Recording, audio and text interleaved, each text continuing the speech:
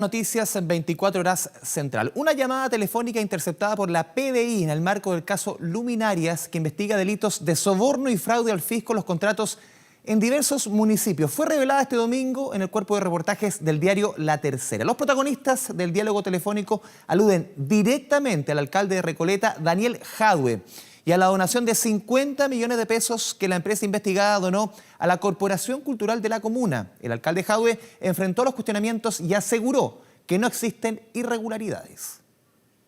La Policía de Investigaciones allanó la municipalidad de Recoleta por el llamado caso Luminarias. Una indagatoria por un eventual caso de corrupción en la compra de luces LED a la empresa Itelecom, que involucra una veintena de municipios en Chile. Uno de los mencionados, el municipio de Recoleta, oficinas que fueron allanadas este jueves y donde el contrato con la empresa fue por un monto cercano a los 10.000 millones de pesos. Nosotros lo que dijimos es, llévense todo lo que quieran, investiguen todo lo que quieran. Nosotros entregamos las claves, entregamos las cuentas bancarias, todos los correos electrónicos, porque en Recoleta no tenemos absolutamente nada que ocultar. Otra de las aristas que se investiga es la donación de 50 millones de pesos que la empresa Itelecom entregó a la Corporación Cultural de Recoleta para la realización del Festival WOMAD en febrero de 2020. Un aporte del que se conocieron más detalles este domingo, porque el diario La Tercera publicó el contenido de una llamada telefónica interceptada por la PDI entre el gerente general de Itelecom, León Lefort, y el asesor jurídico del alcalde de Recoleta, Daniel Jadwe, el abogado Ramón Sepúlveda.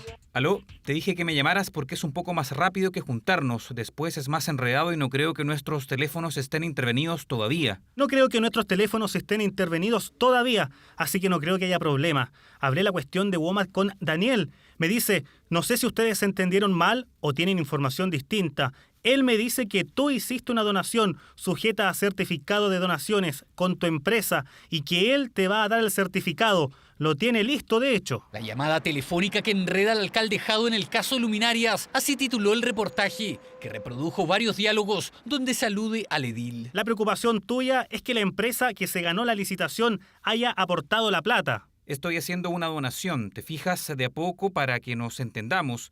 Yo conversé estos temas con Daniel y él me manifestó lo mismo que te manifestó a ti, lo cual yo estoy 100% de acuerdo. Desde el punto de vista legal no hay ninguna ilegalidad, me va a pasar el certificado.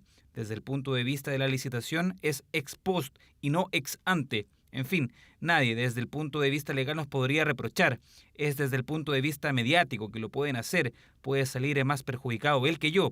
Pero bueno. Un reportaje que generó diversas reacciones este domingo, en el oficialismo, también en la oposición, incluso desde el gobierno. Me parece quizás preocupante que la persona que aparece involucrada ahí sea la misma que defiende a personas de la primera línea o a los que atentaron en contra del metro. Y por lo tanto ahí sí sería muy preocupante que esas defensas de aquellas personas que cometieron esos delitos graves estén financiadas por la corrupción. Es raro porque nosotros pagamos 136.000 pesos por cada luminaria y en cambio otras municipalidades como Recoleta, donde llegó una sola a la final, ellos pagaron como 780.000 pesos. No puede ser candidato presidencial alguien que está siendo indagado o su entorno o la institución que dirige por un posible caso de corrupción. Y fue el propio alcalde de Recoleta y posible carta presidencial del Partido Comunista, Daniel Jadwe, quien salió a enfrentar este domingo los cuestionamientos. Le puedo dar certeza que no va a haber formalización, pero que todos los que hayan cometido delitos sean formalizados y sean llevados a la cárcel. Lo que le puedo asegurar es que en el caso de Recoleta nada de eso va a ser posible. Una llamada telefónica entre el gerente general de la empresa en cuestión y el asesor jurídico del alcalde de Recoleta, Daniel Jadwe, interceptada por la PDI, que ya está en manos de la justicia. Una arista que envuelve al edil y que es investigada por la fiscal regional de Ñuble, Paulina Valdebenito, junto a las brigadas anticorrupción y lavado de activos de la PDI, y que motivaron además el alzamiento del secreto bancario de las 6 cuentas corrientes que el alcalde Jadwe registra en el sistema. En el mismo caso, durante esta tarde, el alcalde de Recoleta, Daniel Jadwe, conversó con Canal 24 Horas. Aquí compartimos la entrevista que le hizo mi colega Nicolás Vial. A ver, usted envió este mensaje por Twitter, señala que no tiene nada que esconder, critica lo que es también este reportaje. Y quiero hacerle una pregunta que es al fondo de lo que ha sido esta discusión y este caso, que recordemos está siendo investigado, hay todo un proceso ahí. ¿Hubo por parte de Telecom donaciones, entrega de dineros para la Corporación Cultural de Recoleta, esto aludiendo a lo que se dice con respecto al Festival WOMAD? Efectivamente las hubo, y esto, qué bueno que partimos por aquí, porque este reportaje, primero, en la bajada dice que son sospechas. Y a través del periodismo interpretativo pretende relacionar cosas que no tienen relación y convertir unas cosas en otras. Yo tengo aquí, Nicolás, el certificado de donaciones culturales, ¿no?, que explica a través de la ley 18.985 cómo ingresan las platas a una cuenta institucional de la Corporación Cultural de Recoleta. Y tengo atrás, ¿no?, toda la rendición y el flujo bancario de a dónde va cada peso de esta rendición de un festival que además sale más de 400 millones de pesos y que hasta este año, en que tuvimos que salir a pedir donaciones, como lo hemos hecho para otras cosas, cuando reparamos la piscina municipal nos donó toda la reparación a Agua Andina, pero salimos en este mes a pedir estas donaciones porque el gobierno de Sebastián Piñera nos quitó a un mes y medio antes del festival el cofinanciamiento con el cual se venía haciendo los 5 años anteriores. Cuando nos enteramos de esto salimos a pedir donaciones, pero relacionar esta donación, que es completamente legal, que está completamente rendida y con los flujos bancarios hasta el último peso, y ninguno de esos pesos va a una cuenta ni personal, ni de funcionarios, ni de abogados, no, van a los artistas y a la gente que trabajó en el festival. Querer convertir esto, Nicolás, en algo que tenga que ver con un acto irregular me parece absurdo, sobre todo cuando esto se hizo 8 meses después de adjudicada la licitación, que dicho sea de paso, fue revisada por Contraloría y es una de las pocas licitaciones en donde el municipio contratante adjudica a la oferta más ventajosa y más barata.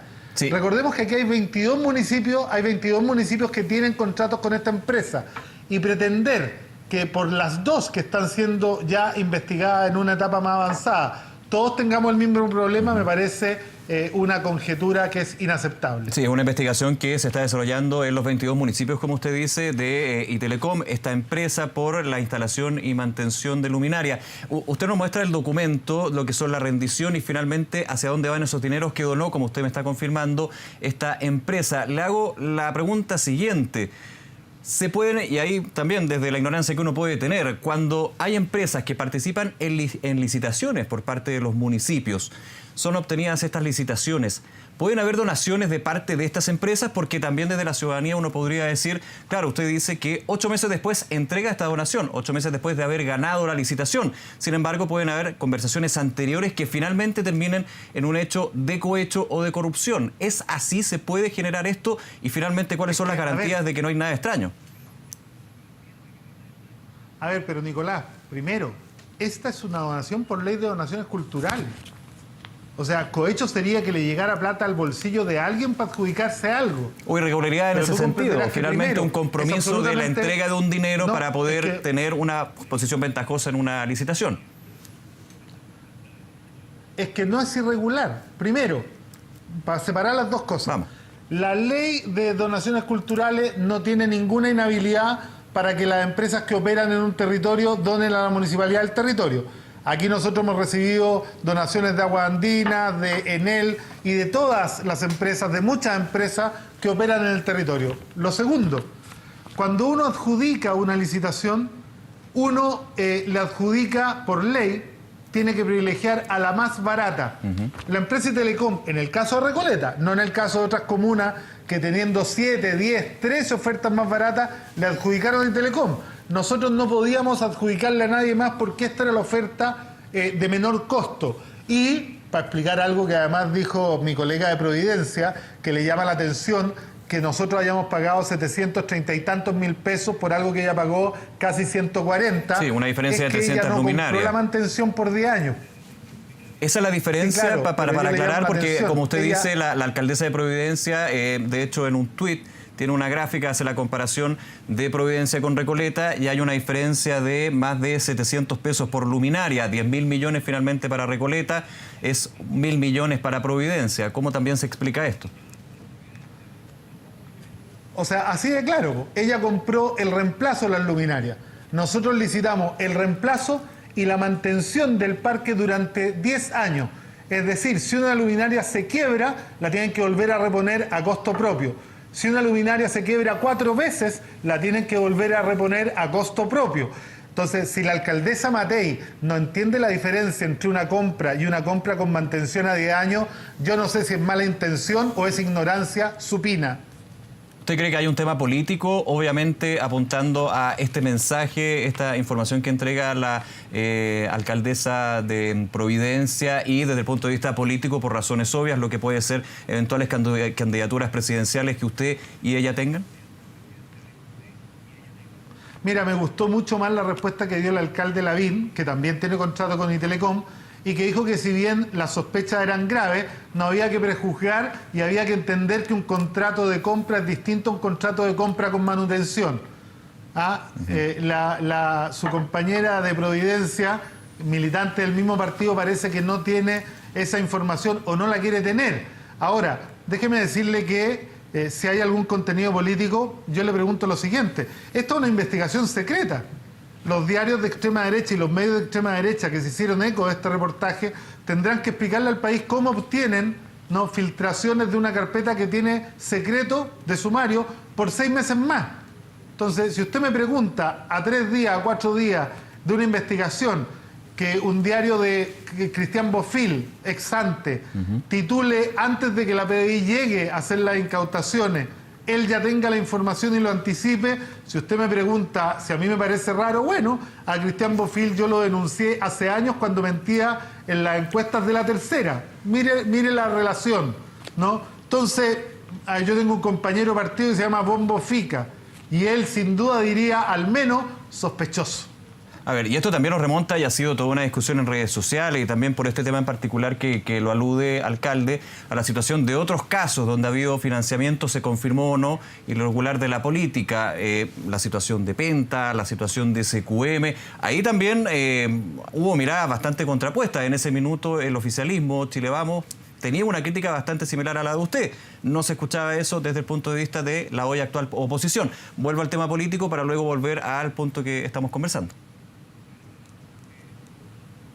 Bueno, yo lo que le puedo decir es que yo nunca he pedido, no he solicitado ni he recibido plata para financiar ninguna de mis campañas.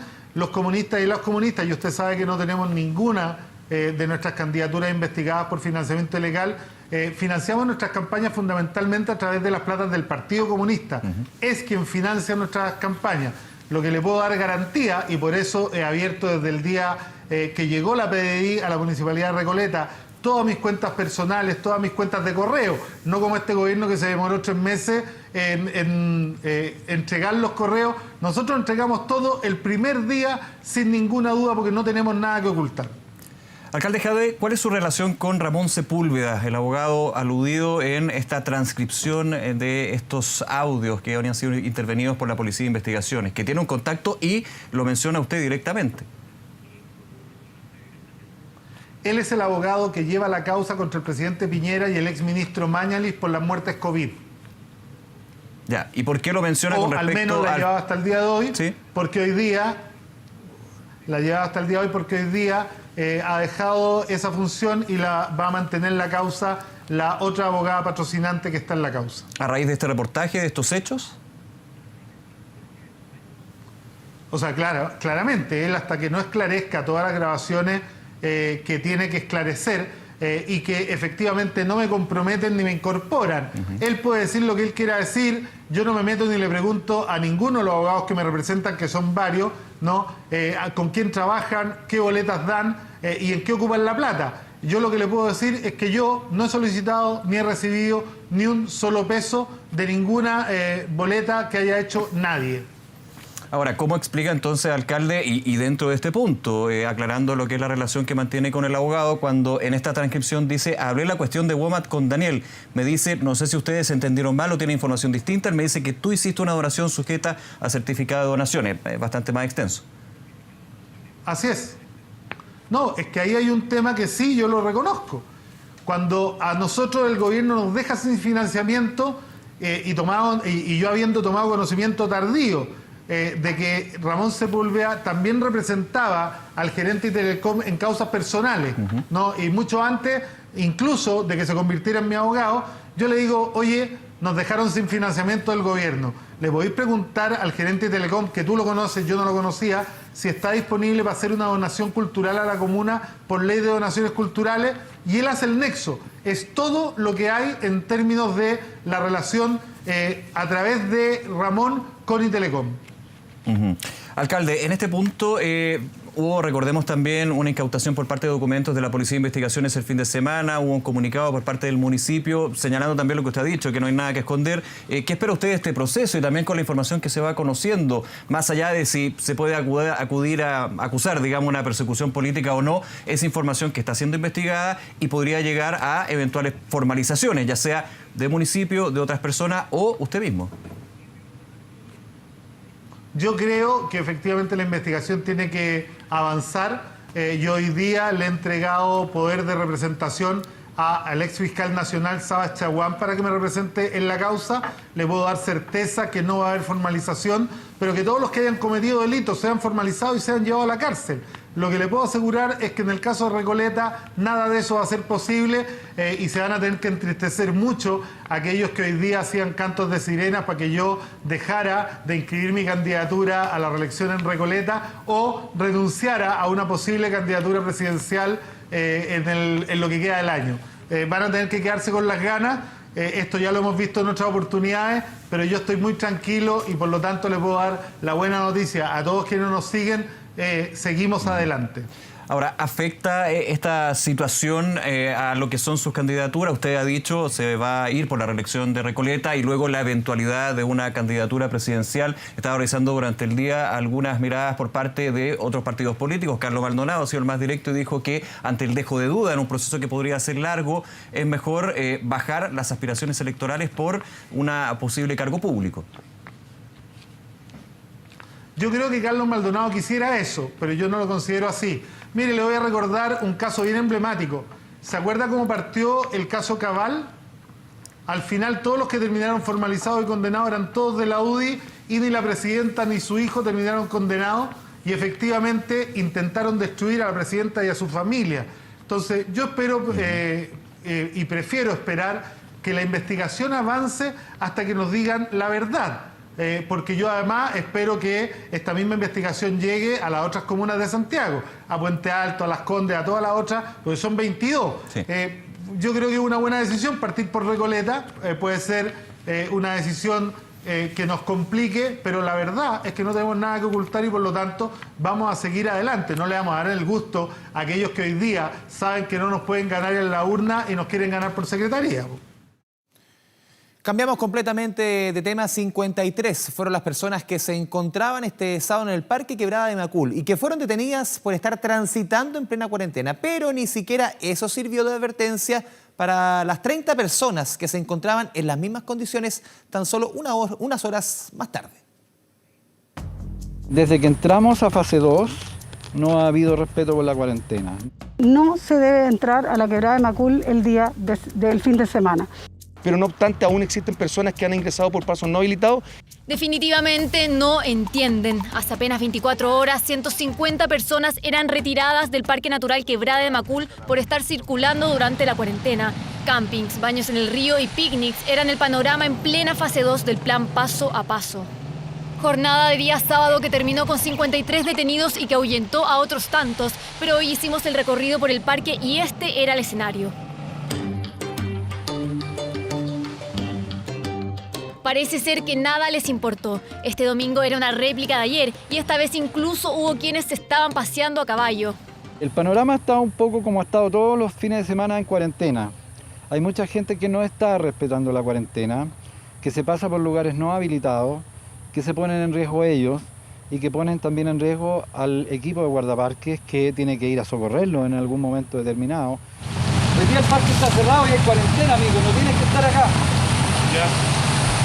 Y cuando está abierto no tienes que traer más fotos. Restricciones y avisos que para los visitantes no es suficiente. Media vuelta se dieron tras el llamado de atención, pero lo cierto es que la gente sigue entrando por otros espacios. Algunas entran por comunas aledañas donde no hay control, no hay ningún control, o rompen la reja o se pasan por arriba de las rejas. Cuando los guardaparques hablan con ellos, siempre tienen una excusa, que no sabían que había cuarentena, que no sabían que el parque estaba cerrado. Las opiniones son divididas. Algunos decían no estar enterados de la cuarentena, otros que lo tenían más que claro, pero eso no los detuvo para salir a dar un paseo.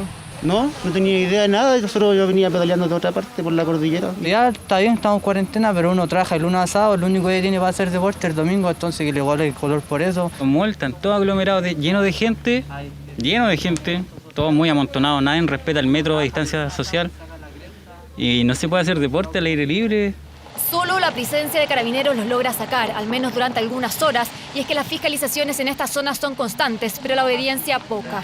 De que como el día ayer se había establecido esta infracción, se realizó un patrullaje preventivo con la finalidad de verificar de que el día de hoy no se repitiesen. Ante esto se logró establecer y se logró detectar la presencia en este minuto de 29 adultos y un menor, los cuales se encontraban en el interior del parque y los cuales fueron detenidos y trasladados hasta la 43 Comisaría de Carabineros. Aquí hay fiscalización de que todo no es chacota y de que hay que cumplir las reglas y que vamos a estar encima fiscalizando con nuestros guardaparques, con nuestras cámaras y con todo lo que sea necesario para evitar que la gente ingrese al parque. Las autoridades han sido claras. Comunas en fase 2, como lo es La Florida y Peñalolén, no pueden transitar durante los fines de semana. Visitas a parques y otros lugares de recreación están prohibidas. Medidas restrictivas para frenar los contagios, pero que no han sido suficientes para detener a cientos de personas que salen de sus hogares en plena cuarentena, algunas de las cuales incluso pasan fuera durante el toque de queda. Varias comunas han vivido un retroceso en el plan paso a paso. Sin embargo, el respeto de algunos vecinos a las restricciones parece ser no tan riguroso como al comienzo de la pandemia. Quisimos descubrir cómo es un domingo en esas comunas aledañas, donde a un lado de la calle están en fase 3 con más libertades, mientras que del otro siguen en transición, sin poder circular. Franco Ferreira nos cuenta. Volvió a pasar. Tiempo que no ocurría eso de que comunas vecinas estuvieran en distintas fases del plan paso a paso. De que fiscalización sería ideal.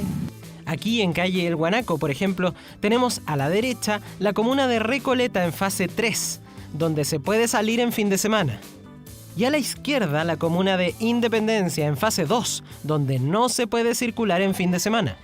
Y este hombre, con largos años de experiencia en caminatas entre una comuna y otra, nos cuenta por qué está infringiendo la normativa. Usted es de Recoleta, sí. De Recoleta. Pero ahora está cruzando Independencia, en esta calle. Parece que sí. Va a la feria, ubicada justo en el límite entre las dos comunas en fases distintas. ¿Y qué tiene que comprar? Plátano, verdura.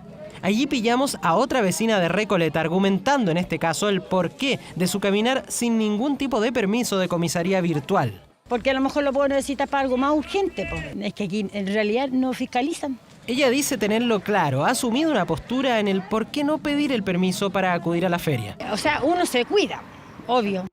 En el límite de Conchalí con Independencia, donde se vive la misma situación de las dos fases diferentes, interceptamos a otro vecino. ¿Sabes en qué fase está Independencia? Fase 2. Se supone que no deberías estar en la calle en fin de semana. Pero lo estás. Me voy a comprar en realidad. ¿Pediste un permiso o no? No. Y él nos cuenta cómo vive esa disyuntiva previo a salir de manera clandestina en fase 2. Sí, me cuestioné. ¿Ese cuestionamiento como cuánto duró? Un ratito nomás. No sé, unos 5 minutos creo. Y así lo viven muchos. ¿Tú hacia dónde tienes que ir ahora? Voy a Conchalí. Yo tengo que salir igual, ¿no? Pero igual tengo que cuidarme igual. Asumiendo nomás que están desoyendo las normas, en el caso de este hombre por Cañete, a media cuadra de un control militar. Porque voy en entre medio. Bueno, todos tenemos la medida chilena. Lo que pasa quizás porque esta vez no se trata de comunas absolutamente en cuarentena. Lo que pudimos confirmar fue muy severo cuando sí ocurrió. Podría abrir, pero tengo un problema. Tienes tu residencia en otra comuna que curiosamente está aquí al lado. Al frente. Ya estamos acá en la comuna de Providencia, donde él reside y donde seguirá la cuarentena. Y así queda Claudio, ahí mismo, tan cerca y a la vez tan lejos de reabrir su negocio. De vuelta en el límite entre Recoleta e Independencia, cerrada en fin de semana, un par de lolos intenta burlar la falta, con creatividad. Por eso vamos para el medio de la calle. Porque cualquier cosa los cambiamos de lado, ¿no? Claro, depende de la vereda. Pero rayos, lo cierto es que el límite entre las dos comunas está justo en el medio de la calle, por donde pasan los autos, así que esta caminata igual transgrede la norma. Lo mismo que transgrede la gente que no usa mascarilla, señala vehemente este vecino. que la pandemia en la feria nadie usa máscara, nada, no hay ningún respeto. Igual Por acá ejemplo, tendrías que ponerte la mascarilla sí, por ahora. supuesto, sí. No hay que ver la guardia encima.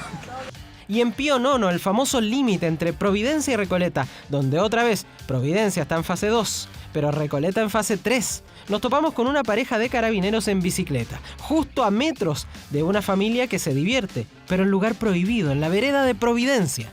¿Eres vecina de acá? Sí. Recoleta. Sí. Recoleta.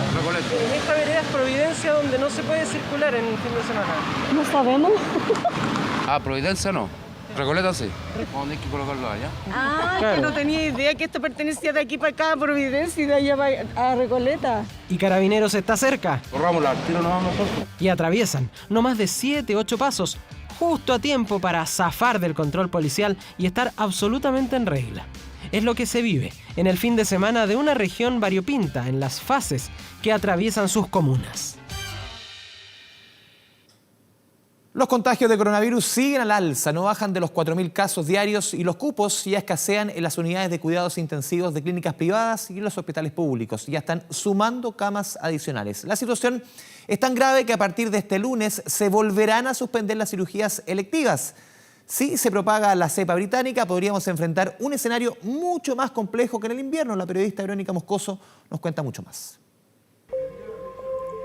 3 días consecutivos con más de 4.000 casos nuevos de COVID, 59 fallecidos, una demanda cada vez mayor en los servicios de urgencia y en las unidades de pacientes críticos. Hoy junto al doctor Ugarte recorrimos los distintos pisos de la clínica Indisa y pudimos ver que están al límite de su capacidad. Todas las camas COVID, 100% COVID, ni una cama vacía. De las 120 camas UCI, ahí ya están incluidas las que se reconvirtieron en mayo, quedan solo 2 disponibles. A este lado pacientes en ventilación mecánica, al otro lado pacientes en ventilación mecánica y así estamos multiplicando las camas para poder hacer frente a esta ola de contagio y todavía no llega lo peor. Hace 2 semanas que el 50% de las camas UCI de esta clínica están siendo utilizadas por pacientes COVID. Están en cuidados intensivos, en cuidados intermedios, en pediatría. Llenos, ahora estamos llenos, sí. ¿Ahora están más llenos? Ahora estamos llenos. Hubo un tiempo que bajó un poquito y ahora estamos llenos, así, full. Se está viviendo lo mismo que el año pasado cuando partió el tema del coronavirus. Lo que nosotros decimos a lo mejor en un término muy coloquial, camitas calientes. ¿Ya? Se desocupa una cama y inmediatamente están ingresando pacientes a la unidad. El personal médico hace esfuerzos sobrehumanos para poder generar nuevos cupos y evitar que haya hospitalizados en la urgencia. Fijan, de todas las camas de la unidad están todas llenas, en todas hay pacientes, una parte de ellos en ventilación mecánica, otra en circulación extracorpórea, otro saliendo del ventilador, pero no hay una sola cama vacía. La gente en las calles siente otra percepción de riesgo, otra cosa, pero lo que vivimos acá es muy diferente. Seguimos viviendo lo mismo que vivimos en el invierno. Y a diferencia de lo que muchos creen, aquí no solo hay adultos mayores ni enfermos crónicos hospitalizados, hay jóvenes de 20 y 30 años que eran sanos, hoy en estado grave, conectados a una serie de máquinas para que puedan vivir. No basta con la ventilación mecánica, en este caso, aparte de la ventilación mecánica, está con circulación extracorpórea y la sangre fuera del cuerpo está sometido a oxigenación, algo de complejidad de lo que tenemos que hacer. Y en un paciente joven, que uno supondría que los pacientes jóvenes no son tan graves, error. Son graves y hay que hacer todo para tratar de sacarlos adelante y salvarlos. Advierten que ya no existe capacidad de seguir abriendo más camas en cuidados intensivos.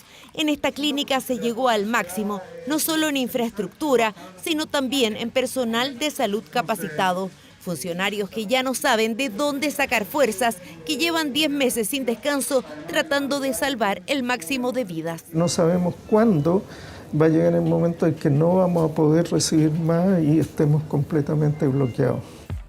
De seguir con 4.000 casos diarios y con conductas desafiantes, expertos sostienen que podríamos volver a enfrentar el mismo escenario del invierno. Ahora podría ser más grave porque en junio y julio, cuando se registró el pic, no teníamos aún la cepa británica que tiene una velocidad mayor de propagación.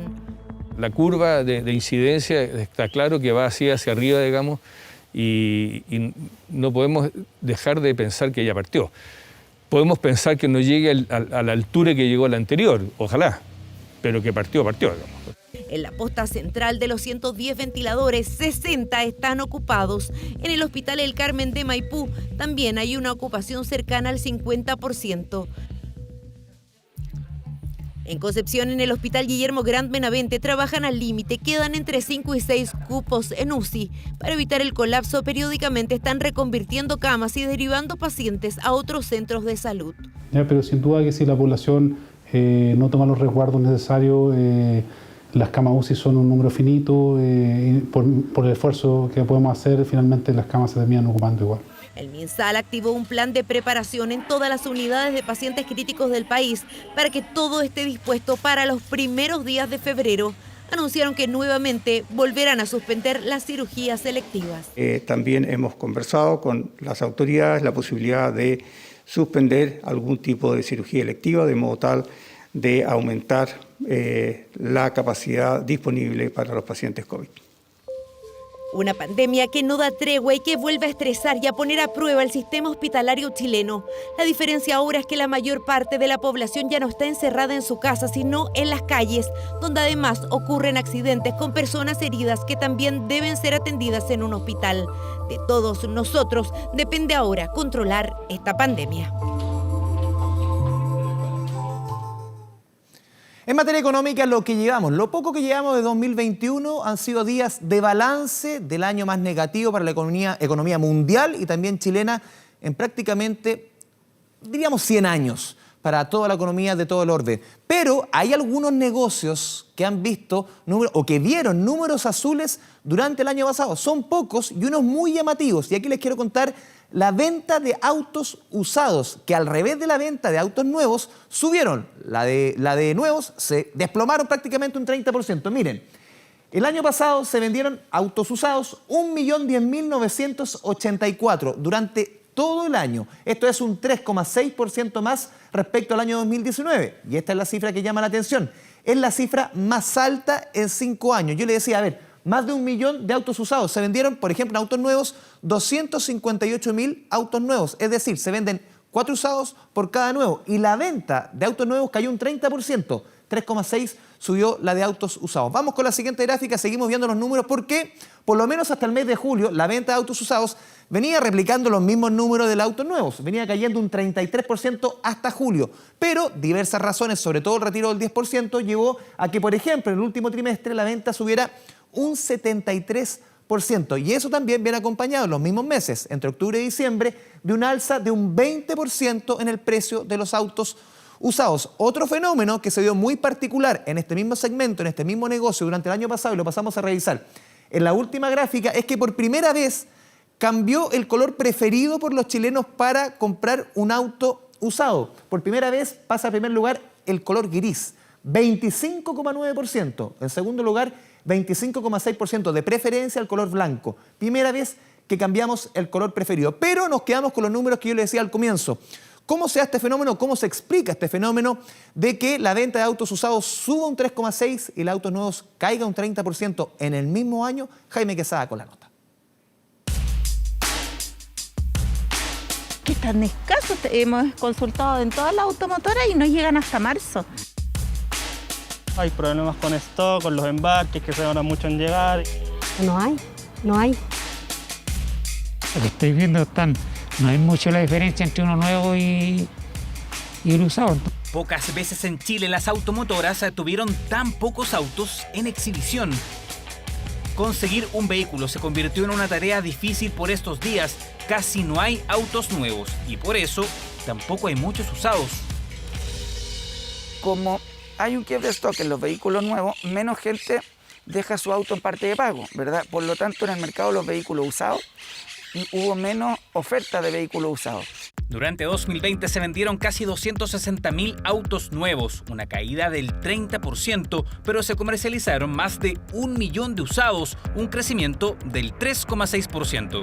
Al no existir 0 kilómetros disponibles y en el actual escenario, los chilenos buscaron los de segunda mano. La gente se trasladó de moverse en transporte público a comprarse como pudiese un autito para evitar contagios en la pandemia principalmente. Los usados sacaron la cara por el mercado automotriz, básicamente porque fueron la opción disponible. Las SUV o SUV siguen siendo el modelo más buscado, seguido de los hatchback y sedán, y la preferencia de colores cambió después de varios años. Por primera vez, el gris es el color más solicitado. En realidad el platinado. Este color es como lindo y hemos tenido la mayoría de los autos de este mismo color. Teníamos una roja, una blanca puede ser. No nos complica mucho eso. Lo que sí complica un poco más son los precios. Lo que hemos buscado en el último tiempo, sí, subió harto el precio. Ahora esperamos que bajen un poquito. Vamos mirando a ver si encontramos alguna opción de algún seminuevo, pero están muy caros. Lo que estoy viendo yo que el precio del usado y el nuevo no es mucho la diferencia. Vimos casos curiosos en los cuales los autos usados tenían valores tan altos como los autos nuevos. Mucha gente incluso vendió su auto a un valor mucho más alto que el que lo había comprado hace un par de años atrás. Durante el último trimestre de 2020, el precio de los autos usados subió un 20% en promedio, una tendencia que no debiera continuar, aunque tampoco bajar. No debiéramos tener mayores presiones en precio en los autos usados porque ya habría un mayor stock de autos nuevos. Por lo tanto, no debiéramos tener muchos cambios en los próximos 3, 4, 5 meses. Y en varios meses más también va a haber gente que está buscando vehículos nuevos. Por lo tanto, nosotros no vemos que los precios vayan a bajar prontamente, sino de aquí a 6 meses. Los valores altos se mantendrán por algunos meses más. La venta de autos usados terminó con números azules el 2020 y espera seguir siendo una alternativa durante el 2021. El uso de armamento en delitos violentos incrementó las cifras de homicidios en 2020. Los asesinatos alcanzaron su pico el año pasado y crecieron un 46% en 5 años, en medio de la pandemia y el confinamiento. La gran mayoría de estos crímenes ocurrieron en la vía pública. Todos hechos que han involucrado armas de fuego y que han terminado con vidas. Ataques fatales sin importar dónde ni cuándo y que este 2020 toparon alto. Ajustes de cuentas, ya sea en la calle o en domicilios. Las cifras indican que el alza de homicidios durante el último año fue parte de la realidad. Los homicidios con armas de fuego vinculados a organizaciones criminales han aumentado porque el COVID, la pandemia, desestructuró los niveles de estabilidad que tenían algunos mercados ilegales. Y así las cosas. En 2020 se contabilizaron 721 homicidios a nivel nacional, un aumento de 168 crímenes en relación al 2019, cuando hubo 553 muertes, un incremento de un 30%, todas cifras del Departamento de Análisis Criminal de Carabineros. Diciembre estuvo marcado por hechos violentos. Impacto causó el ataque en una feria navideña de Maipú que dejó una fallecida y 4 heridos. También una adolescente baleada y asesinada en La Pintana tras salir a comprar comida. Y un hombre víctima de un portonazo que recibió 8 disparos. El delito de homicidio ha ido evolucionando en el tiempo. Y hasta antes de la pandemia, el delito de homicidio tenía una tasa más o menos estable, lo que sigue siendo preocupante. Los últimos años han sido reflejo de esta fatal realidad. 493 homicidios se contaron en 2016. Los siguientes 3 años superaron la barrera de 500 hasta llegar a los 721 en 2020. Un aumento de un 46% en los últimos 5 años. Balaceras, quitadas de drogas y ajustes de cuentas, portonazos, encerronas, asaltos que han terminado con fallecidos. 2020 marcó una lamentable diferencia en un año marcado por la pandemia. Hemos encontrado un aumento en algunos delitos como la violencia intrafamiliar, las lesiones, especialmente en espacios reducidos, generándose esto también por las condiciones de confinamiento. Cuando se reduce el espacio donde los delincuentes pueden cometer delitos, la cuarentena particularmente y el mayor control de las policías tiene un efecto en el aumento de la violencia. Homicidios encabezados por comunas de la capital. La Pintana registró 34 en 2020, seguido por Santiago, Maipú, Valparaíso y San Bernardo. Preocupante el uso de armas de fuego que podría vincularse a bandas criminales. Existe un aumento en algunas regiones, principalmente en la región de Valparaíso, en el norte del país, pero también en el sur hemos encontrado algunas variaciones en cuanto a la ocurrencia de este delito. Muchos de esos homicidios hoy día ocurren con armas no hechizas, sino con armas o legales que se robaron o directamente armas ilegales. Y los asesinatos en la calle predominaron este 2020. 438 homicidios en la vía pública y 173 en domicilios particulares. Todos delitos que autoridades buscan disminuir con iniciativas contra el crimen organizado y el control de armas. Este año se ha trabajado en la creación de un instructivo actualizado y específico para la persecución penal del delito de homicidio, principalmente basándonos en las discusiones que el Ministerio Público ha sostenido ante los tribunales de justicia. La mejor medida preventiva es asegurarle a esa persona que está pensando en usar un arma, que puede causar la muerte, que toda aquella persona que cometa un homicidio va a ser puesta a disposición de la justicia. Homicidios que según el gobierno se esclarecen en un 90%, todas cifras críticas que se esperan reducir con trabajo logístico y policial.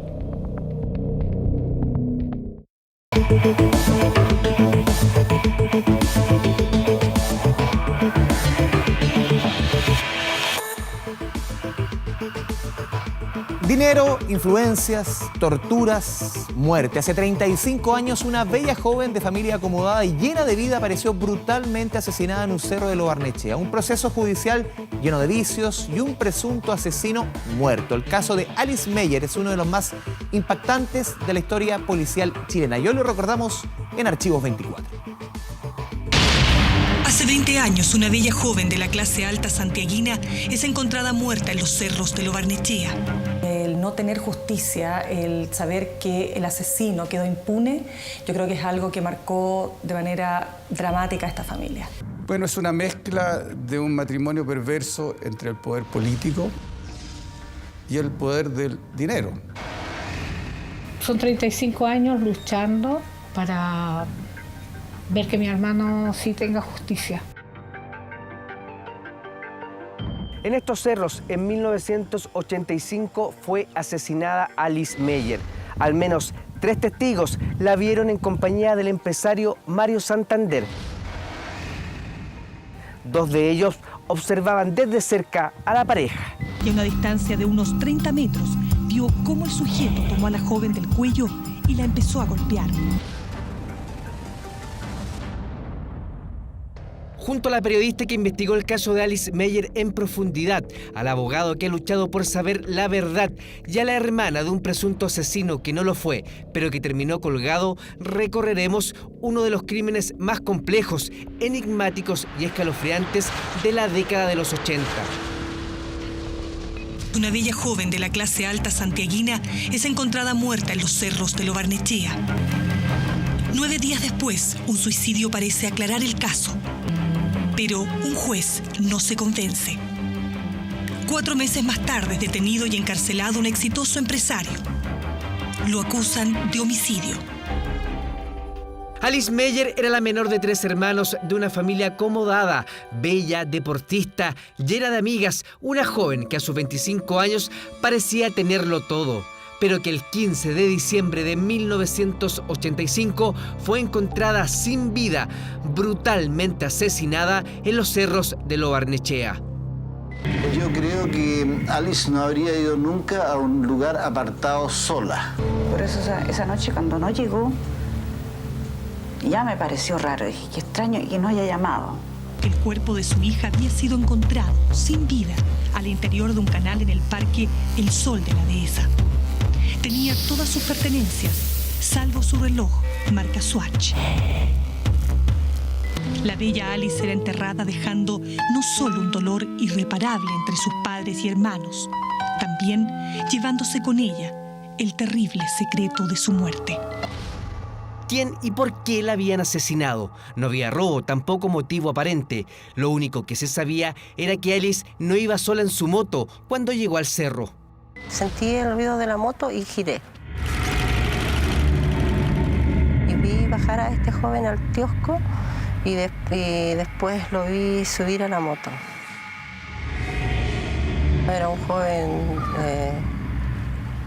crespo, medio moreno, no muy alto ni muy bajo, de estatura regular, también de contextura regular, con bigotes. Cuando la pareja llegó al cerro, dos muchachos pobres, adictos al alcohol y que subían a observar parejas al lugar, la vieron tendida y sobre él a un hombre. Esos jóvenes eran José Contreras, alias el Topollillo, y Delfín Díaz, conocido como el Coco.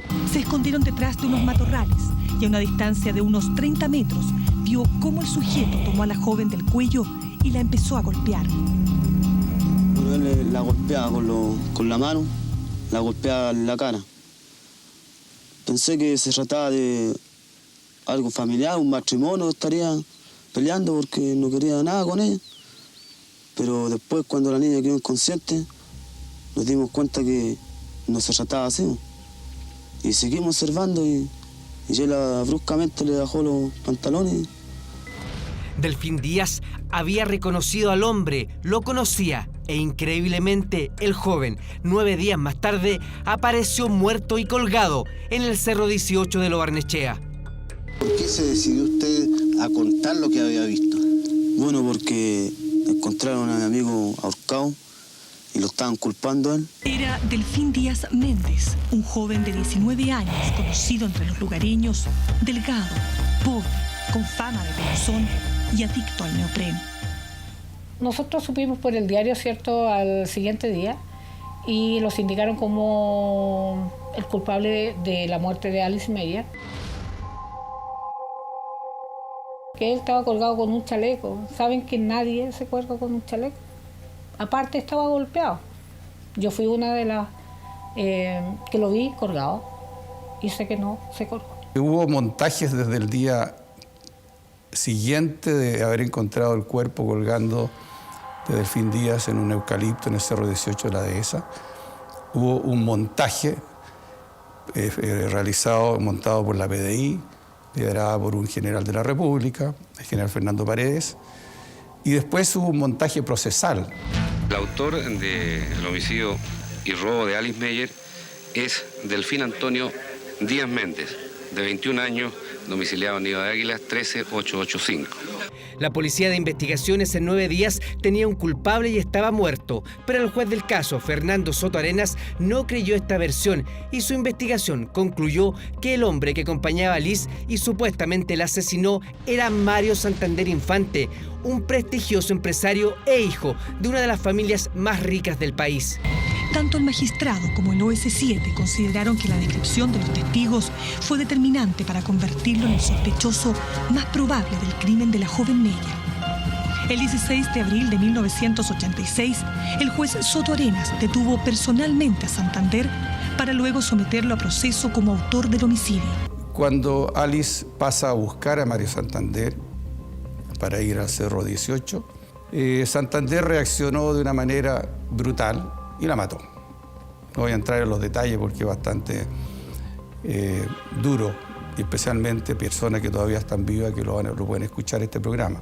Mario Santander Infante fue siempre el principal sospechoso y llegó a ser inculpado y estuvo preso. Los testigos que mintieron 20 años antes, que yo entrevisto 20 años después, los indican a él como el hombre que está junto a Alice Meyer la tarde en que ella desaparece. 100% seguridad que era él, sí. Después en una rueda me dijeron y yo me fui directo a donde él. Se trataba de un joven empresario de 30 años, casado, de familia acaudalada, exalumno del Great House, rugbyista y socio del club de golf de la Dehesa. La investigación del juez Soto Arenas había llegado a un sospechoso, el empresario Mario Santander Infante. Él la perseguía. ¿De qué manera? La llamaba, iba al restaurante. Soto Arenas le quitó el caso a la PDI y se lo asignó a Carabineros. Sin embargo, fue acusado de supuestos sobornos que jamás se comprobaron. Fue removido del caso. Se nombró a la jueza Raquel Camposano y Mario Santander quedó libre, sin acusación y el crimen sin justicia. A lo mejor de sacarme del caso. Sin duda, porque yo estaba llegando a la raíz del problema. Y en esos 11 días, Mario Santander recurre a su padre, que era un hombre poderoso, miembro del directorio de Sigdo Coppers, entonces y todavía una de las grandes empresas chilenas o grupos económicos chilenos, en el cual había un directorio conformado, entre otros, por el padre de Mario Santander Infante, el señor Mario Santander García, y el general Manuel Contreras, el Mamo Contreras. Se entiende que Delfín Díaz, cuando ve el crimen, él se acerca al cuerpo de Alice y lo único que le roba es el reloj. Y con ese reloj va a la casa de Mario Santander a pedirle dinero. Yo estaba ahí, llegaron 4 personas, identificándose como detectives, y dijeron, abran la puerta, y entraron al local, pues la puerta estaba cerrada. Entraron para adentro, se fueron derecho a Delfín Díaz, porque se sabía dónde estaba. Se le da dinero y Mario Santander pide el reloj.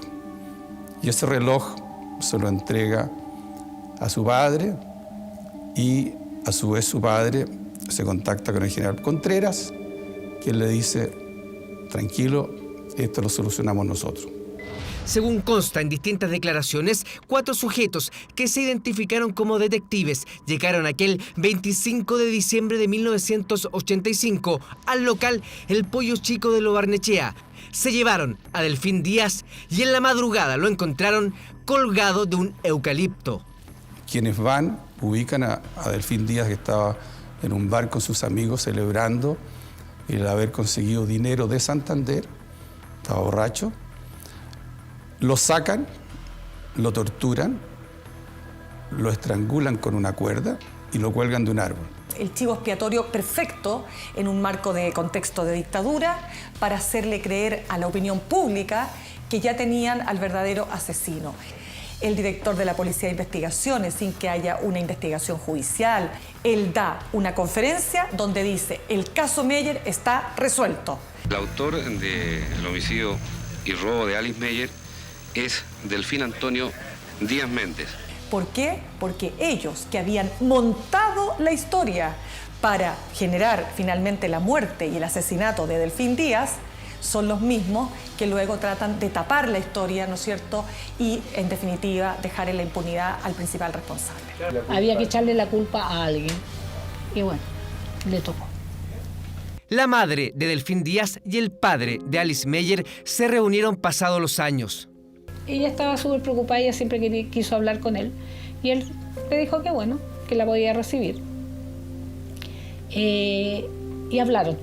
Yo esperé afuera, ellos hablaron ellos dos, y él le dijo que estuviera tranquila, que él sabía que él la había matado, que no era mi hermano. El fallecido padre de la joven solo habló en 2005 con informe especial sobre el asesinato de su hija. Nos sentimos muy dolidos sabiendo que el que puso fin a la vida de nuestra hija Alice sigue en libertad a pesar de tener todas las pruebas en su contra. Hicimos todo lo que estuvo a nuestro alcance legalmente para que se hiciera justicia. Nunca se estableció quiénes fueron los agentes que se llevaron a Díaz del restaurante y Mario Santander se suicidó de un disparo en 2020. Durante la mañana de ayer, el sonido de un certero disparo sorprendió a los vecinos de este sector en Lo Barnechea. El hecho de que el señor Santander se suicidara es una muestra fehaciente de que su mente nunca le permitió vivir tranquilo. Terminó sus días muy mal, hace muy poco tiempo, y todo el mundo sabe que era eso, que es él, que mi hermano no fue. Cuando se produce el suicidio de Mario Santander Infante, a mí lo primero que se me viene a la cabeza es qué vida tuvo ese hombre. La familia de Delfín Díaz ha recurrido a la Corte Interamericana de Derechos Humanos por un crimen que consideran de lesa humanidad. Nos trataron tan mal, sin saberlo, sin conocerlo, y porque tenemos derecho a justicia. Aquí lo que operó fue un gran aparato de poder, de dinero. El caso Alice Meyer es lo que hoy día estaría caratulado como un femicidio. Ella es la expresión más clara de una víctima de la violencia de género, de la violencia machista.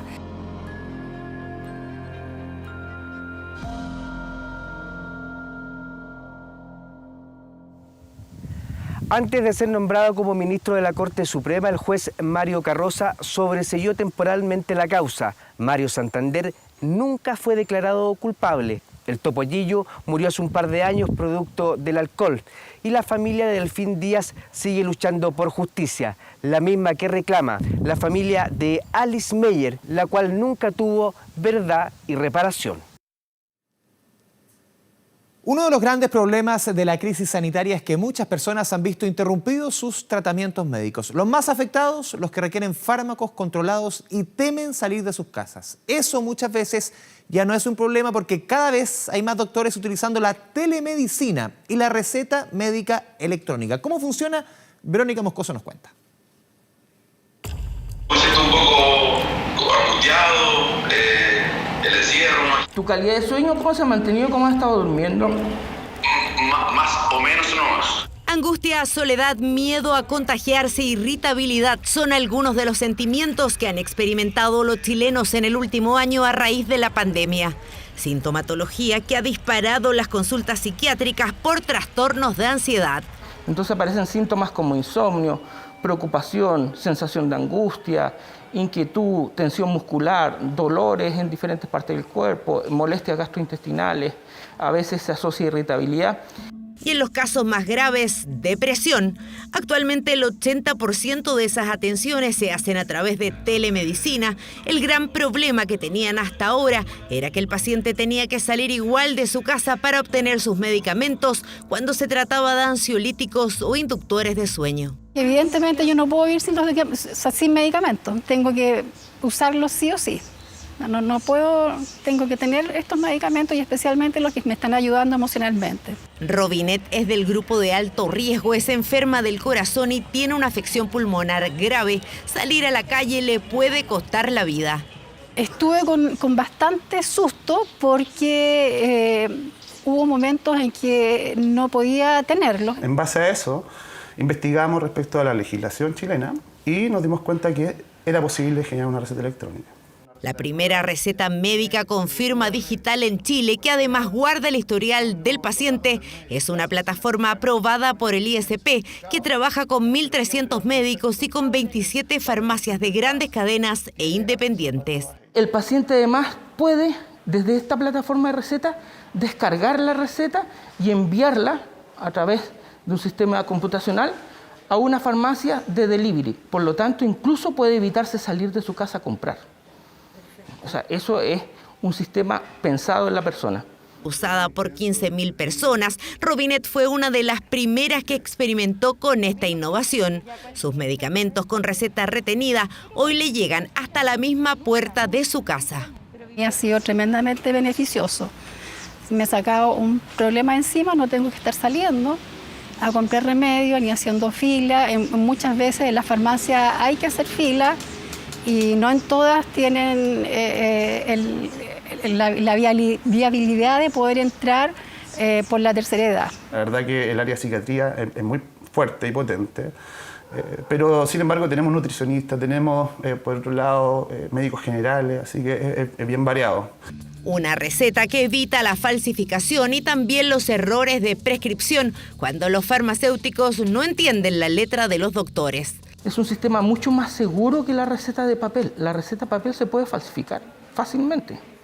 En cambio, esta receta digital, electrónica, foliada, con firma electrónica avanzada, la vulneración del sistema es muy difícil. Una plataforma que llegó para quedarse y que esperan que se masifique aún más. Un gran aporte al sistema de salud chileno que beneficiará tanto a los médicos como a los pacientes, sobre todo mientras estemos en medio de una pandemia, cuando ir a un centro médico puede ser un peligro para nuestra salud. Les recordamos que a partir de las 22 horas, Televisión Nacional de Chile está autorizada a transmitir programas para mayores de 18 años. Cometió un delito y estuvo condenado a 20 años de presidio. Salió de la cárcel, se rehabilitó y hoy lucha por reinsertar a otros ex reclusos. Es la historia del pastor Guillermo Cáceres, quien junto a la Fundación Friso ha ayudado a que más de 300 ex internos consigan trabajo y se reincorporen a la sociedad.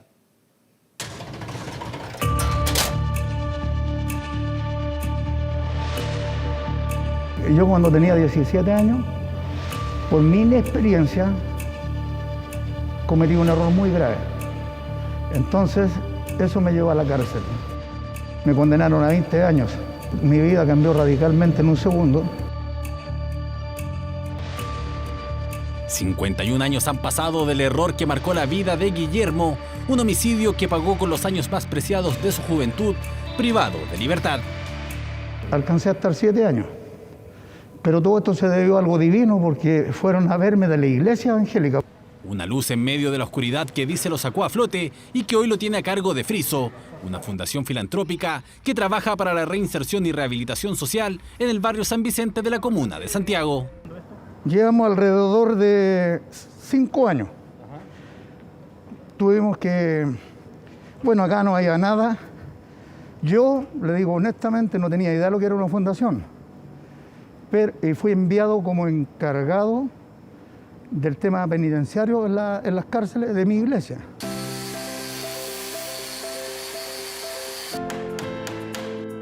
En lo que era un galpón abandonado comenzaron a levantar, gracias a donaciones, los cimientos de lo que se transformaría en un refugio para quienes tras años de cárcel hoy gozan de esa libertad que por momentos se veía tan lejana. Todo esto, todo lo que usted ve acá, estos son paneles de telenovelas. Entonces nosotros los fuimos acomodando conforme a la necesidad y como podíamos. En torno a estas paredes se han escrito historias que hablan de redención, libertad y segundas oportunidades. Un camino que no ha sido fácil. En un principio, cuando supieron que iba a haber una fundación con ex internos, muchos se opusieron. Vinieron de junta de vecinos, algunos dirigentes, tenían miedo. Posteriormente, muchos de ellos necesitaron reparar sus casas y vinieron acá a ver acaso había alguien. Y precisamente ya habían aprendido algunos y empezaron a trabajar acá alrededor. A través de distintos talleres fueron aprendiendo oficios que les entregaron herramientas para desenvolverse nuevamente en la sociedad. Esta es una oportunidad para nosotros, para que el señor, el joven, desde ahora se reinserte a la sociedad. Para que yo veo muchos jóvenes y yo trato de ayudarlos porque en realidad estar en una cárcel es terrible. Hugo estaba condenado a cadena perpetua, pero un indulto le permitió salir en libertad. Hoy lleva poco más de 3 años fuera de la cárcel y a sus 75 es uno de los más longevos de este lugar.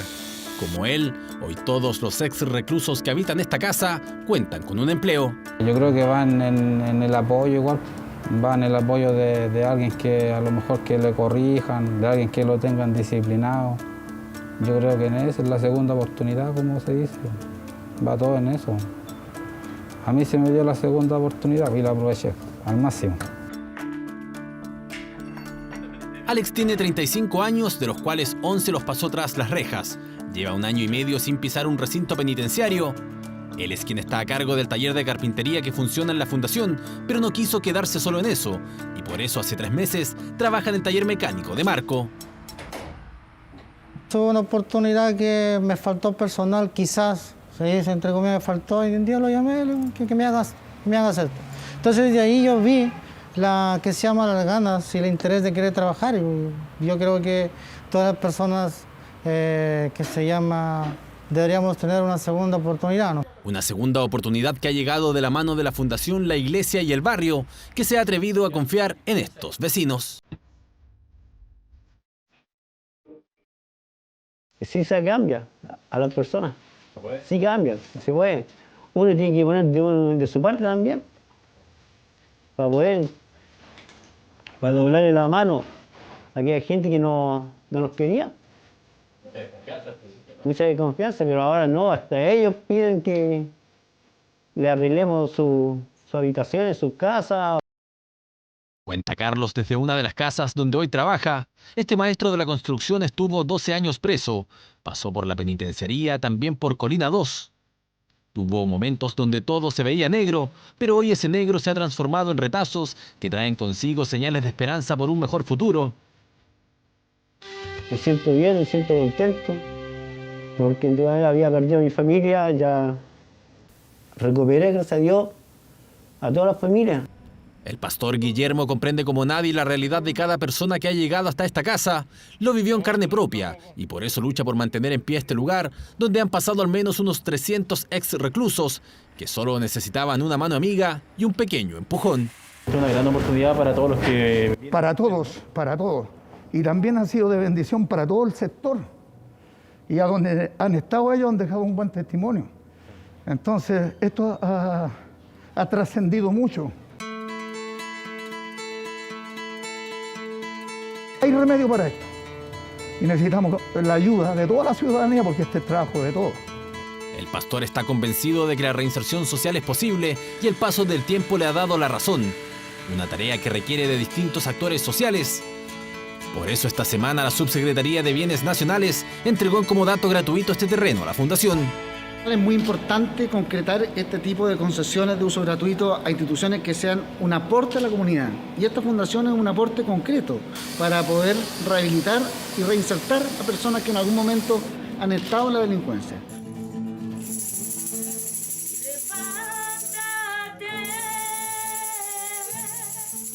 De esta manera podrán seguir recibiendo a quienes salen de la cárcel en busca de una segunda oportunidad, esa que muchas veces es esquiva para personas con antecedentes manchados, pero que en este lugar han encontrado un refugio, esperanza y futuro de la mano de un hombre que un día estuvo tras las rejas y que hoy lucha por la reinserción social.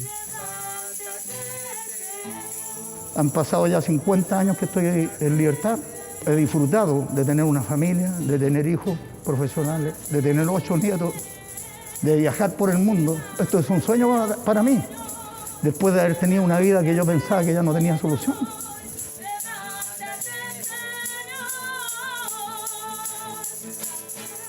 Es que cuando las segundas oportunidades existen y son bien aprovechadas, pueden cambiar rotundamente el destino de quienes se lo proponen.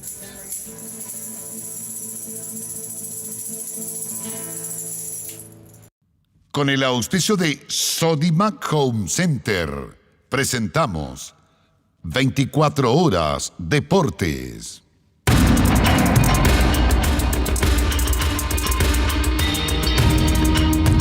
Se termina una, pero comienza otra. Sí, fin a la teleserie de Reinaldo Rueda, lo comentábamos ayer, respecto al acuerdo que ya llegó la Federación Chilena con la Federación Colombiana y con el propio entrenador. Se desvincula entonces de La Roja, pero ahora comienza la teleserie para encontrar a quién va a reemplazar a Reinaldo Rueda, teniendo en cuenta que hay premura. En marzo se dio una doble fecha clasificatoria rumbo a Qatar 2022 y en los próximos días ya debería estar en nuestro país el nuevo director deportivo de selecciones, Francis Callillao, con la terna, así como una lista de 3 candidatos para asumir la selección chilena. Vamos a la nota. En las próximas horas se define lo de Reinaldo. Ya está acordado. Y luego de un mes de la teleserie Rueda se va, el capítulo final ya se comenzó a emitir. La ANFP tiene todo ok para decirle adiós al técnico de La Roja. El día 31 se iniciaron los procesos legales con su representante para terminar con el contrato. El vínculo que unía a Triple R con la selección se interrumpirá, desde Quilín avisan que incluso este lunes todo se terminaría, justo en la semana en que llega a Chile Francis Callillao, el nuevo director deportivo nacional, quien será clave en la búsqueda del nuevo estratega. Bueno, los objetivos los podemos dividir en 2 partes. Por un lado está claro que hay el corto plazo y por otro lado el medio plazo. Quien llega como hombre fuerte en temas futbolísticos a la ANFP arribará este miércoles y su trabajo será inmediato. Por lo pronto ya ha iniciado conversaciones con técnicos que podrían tomar La Roja. Hay una terna que se trabajó con cada uno de ellos según las características que necesita hoy la selección.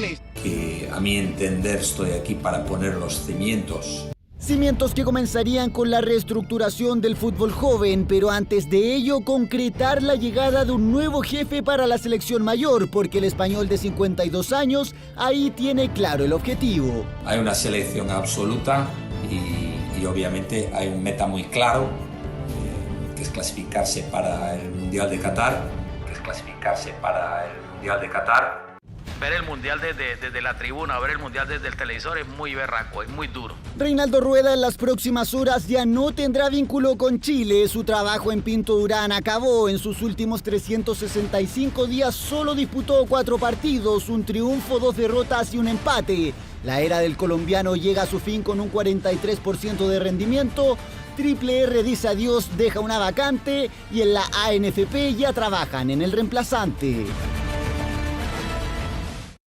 Y en el fútbol chileno, hoy el empate 1-1 entre el líder Universidad Católica y Curicó Unido en San Carlos de Apoquindo. Y en la tarde la victoria de Colo-Colo en el Estadio Monumental 1-0 frente a Everton de Viña del Mar. Importante victoria para el Cacique, teniendo en cuenta que desde octubre que no sale de la última posición. Sí, y ahora sale del colista. Ahora queda antepenúltimo. Está con 28 puntos. Con un partido menos Iquique, que tiene 27, y con 2 partidos menos que Colo-Colo. Está Coquimbo último con 26, el cuadro pirata, que ya viajó a Asunción del Paraguay para enfrentar el día martes por Copa Sudamericana a Defensa y Justicia. El líder, claro, la UC, queda con 56 puntos, le saca 8 puntos de ventaja a Unión en La Calera, que hasta ahora está jugando y está perdiendo de local frente a Universidad de Concepción. La U de Conce, que será el próximo rival de Colo-Colo. Y después se viene el próximo domingo el clásico entre Colo-Colo y Universidad de Chile. Este triunfo es de ellos. Estuvieron siempre con nosotros, creyeron en nosotros, así que por eso vine para acá. Siguen los festejos en Chillán, claro, a propósito de lo ocurrido ayer, la goleada de Ñublense por 5-0 frente a Deportes Copiapó, lo que le permitió al cuadro de Jaime García lograr el título de campeón de la Primera B a falta de 2 fechas por jugarse. Celebración y la merecida victoria y, por supuesto, justo título de campeón en la Primera B para Ñublense. Chillán fue una fiesta. Cerca de 300 hinchas salieron a celebrar a las calles por el ascenso de Ñublense a Primera, pese a la cuarentena parcial que rige sobre la ciudad. Teníamos fe que el equipo iba a salir campeón. Si no era hoy día, era el martes que salíamos campeón sí o sí. Y este es un esfuerzo gracias a todos los jugadores. Súper feliz, ya que me gustaba que estuviera la B, pero mejor que esté en la A. Ahí juega partidos más importantes. Los protocolos sanitarios no se respetaron, algunos con mascarillas mal puestas, escaso distanciamiento social. Tampoco se respetó el toque de queda. Carabineros llegó a las 22 horas a la Plaza de Armas y pidió que se retiraran a sus hogares. Sabiendo lo importante que era este partido para nuestra comunidad, durante la semana pasada realizamos una campaña haciendo un llamado a nuestra comunidad a celebrar con responsabilidad. El comportamiento de los fanáticos contrastó con el pasado reciente del líder de este éxito. El entrenador Jaime García estuvo hospitalizado por COVID-19. Y de ahí me pasaron al tiro a la UCI, mucho más fuerte, porque ya no podía respirar. Hasta cuando no pasa esto a tu entorno, no tomas conciencia y somos todos adultos. O sea, si salen a celebrar y no salen con sus mascarillas, no está el distanciamiento, es irresponsabilidad. El profe García invitó al médico que lo atendió en el hospital de Chillán y le dedicó el triunfo a todo el personal de salud del país. Son mis héroes. Era como un tributo hacerle eso a este silencioso trabajo que hacen ellos. De esta forma, con celebraciones apasionadas, tras 5 años en Primera B y en plena pandemia por coronavirus, los Diablos Rojos son los campeones del ascenso.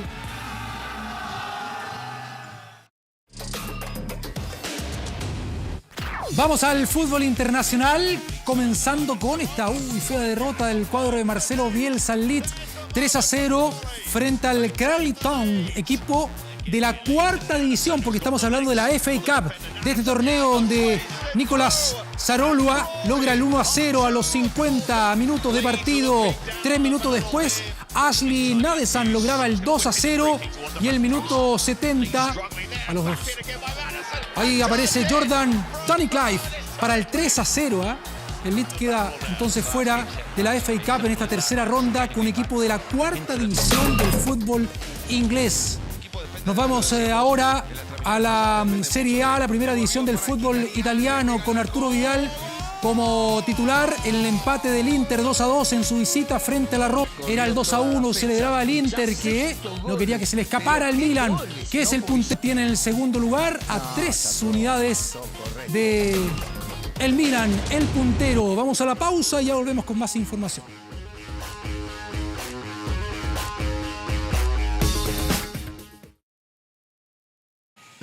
La redención del Rey, sí, claro.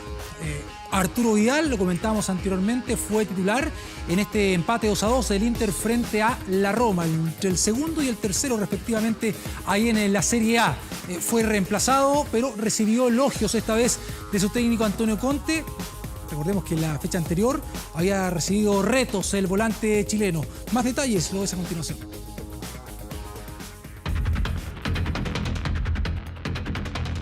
El desafío de Arturo Vidal no era fácil. Ser titular después del reto del jefe. Arturo me conoce muy bien. Si hay algo que no me gusta, no soy alguien que gira la cabeza y hace como si nada. Roma e Inter. Con la obligación de justificar con rendimiento su traspaso al Inter. Al piso, no, Vidal, Brozovic, cabeció Vidal, dio el Lukaku, increíble. Tocó para el Rey Arturo, viene el centro de Vidal, era buena. Va Vidal, tocó para Hakimi, devolvió a Vidal. Una buonissima prestazione da parte di Arturo. Para mí hizo una buena actuación. Empezó un poco lento, pero luego subió en cuanto a intensidad y rendimiento. Vidal tenía un problema físico y pidió el cambio. La presión recae sobre sus hombros. No ha podido ser ese jugador punzante de área a área. Sin goles en el Inter, lejos de los 8 que convirtió en Barcelona la temporada pasada. Fue una prueba positiva, al igual que la de los demás, y solo salió por un problema físico. Opción espera Lautaro, la tiene Vidal. No pudo rematar bien, viene Jan. ¿Qué le pasó a Arturo? Para Bastoni le queda Vidal. El primer apronte tras la rayada de cancha de Conte al Rey Arturo. Vidal pasó con éxito la prueba. En Italia esperan más del chileno. Emocionante, dramática está la definición del